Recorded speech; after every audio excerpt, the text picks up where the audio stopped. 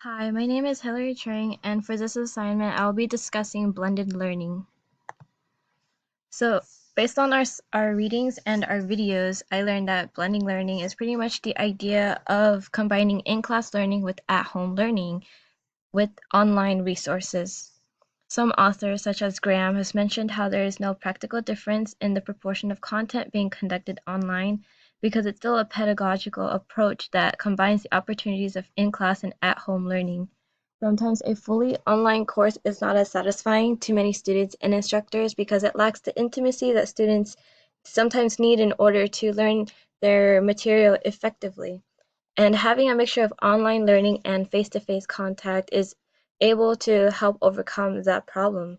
Some research studies and other studies conducted by the U.S. Department of Education both found similar conclusions that blended learning can even increase student learning outcomes and make them stronger than face-to-face instruction alone.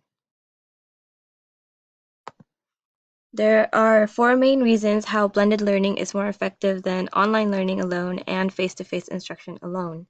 So one is the ability to meet students' educational needs, improving student-to-student communication, reducing the overall per-student cost, and improving the student learning outcomes as well as lowering attrition. So um, one of these reasons for how reducing the overall per student cost is very desirable by many schools and institutions because the more they're able to save, the more resources that they're able to provide for their students. Also, just simply integrating technology into classrooms does not mean that it's blended learning. In the video, Jen Johnson clarifies with us that it it's pretty much about how it moves from just teacher interaction to student-student interaction as class time is spent on discussion.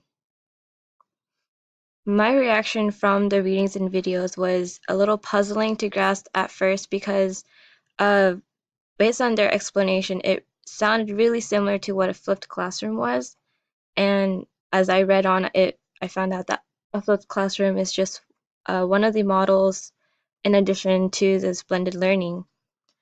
And after Jen Johnson's explanation on blended learning, it was easier to understand where the name came from because we're basically blending two types of learning into one class.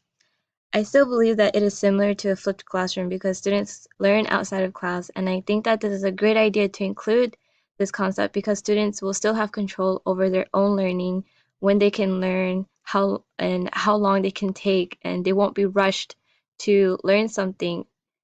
And I feel that this is key and it's crucial to students setting their own pace in order for them to effectively learn.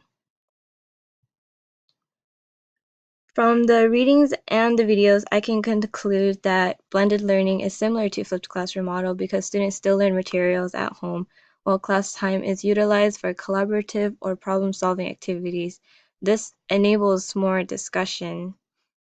Blended learning is about the instructional design, while technology integration in the classroom is about using technology for more efficient learning and teaching. In the image to the right, there are some examples of what blended learning models might look like. Through these models, students learn how to be efficient and effective with their acquiring skills. And this is crucial because students can then be able to be critical thinkers and become creative in what they decide to do. Thank you.